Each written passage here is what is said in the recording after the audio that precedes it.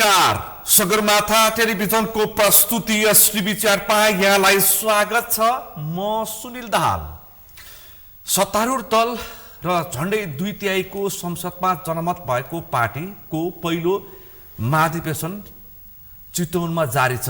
राष्ट्रिय स्वतन्त्र पार्टीको पहिलो महाधिवेशन पछाडि अब के होला भन्ने विषय पनि यतिखेर विभिन्न कोणबाट टीका टिप्पणी र विश्लेषण भइरहेका छन्।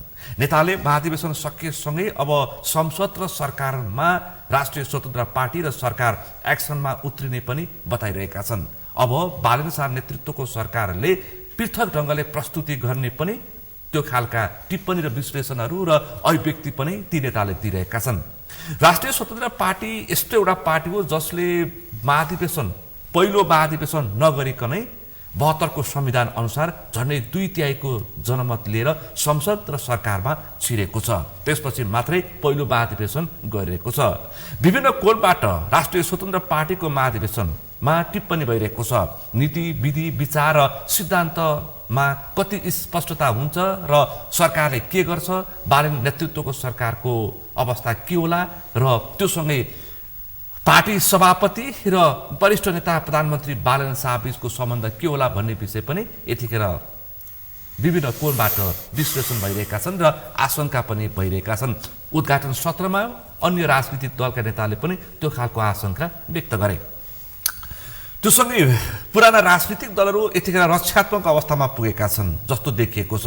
पुराना राजनीतिक दलहरूले राष्ट्रिय स्वतन्त्र पार्टीको महाधिवेशनमा विशेष गरी नेकपा एमालेका अध्यक्ष केपी शर्मा ओली र नेपाली कम्युनिस्ट पार्टीका अध्यक्ष पुष्पकमल दाहाल प्रचण्ड संयोजक उहाँहरू स्वागत मन्तव्य दिनको लागि पनि पुग्नु भएन। यसमा एक थरी मान्छेले लज्जाबोध भएको भनेर पनि भनेका छन् भने एक थरी मान्छेले कुण्ठा व्यक्त गरेको पनि बताइरहेका छन्।